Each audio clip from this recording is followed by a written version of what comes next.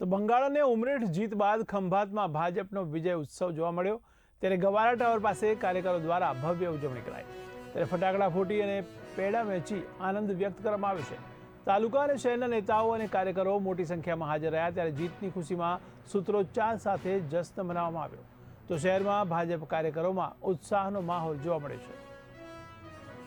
વિજય ઉત્સવમાં પશ્ચિમ બંગાળ, આસામ, તમિલનાડુ અને પોંડિચેરીમાં उत्तरથી દક્ષિણ, પૂર્વથી પશ્ચિમ ભારતીય જનતા પાર્ટીનો ભગવો ચારે બાજુ લહેરાઈ ગયો છે।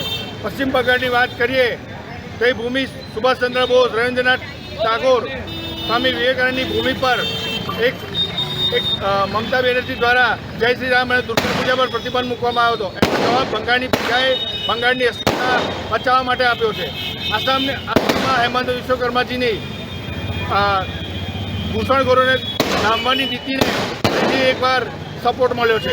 સાથે સાથે તમિલનાડુમાં મુરુગન જેવા કવિ અને ત્યાં રામાયણની રચિતા તેવા રાજ્યમાં પણ જે સ્ટાલિન જેવા હિન્દુ વિરોધી તત્વોને પણ ત્યાંની પ્રજાએ જાકારો આપ્યો છે।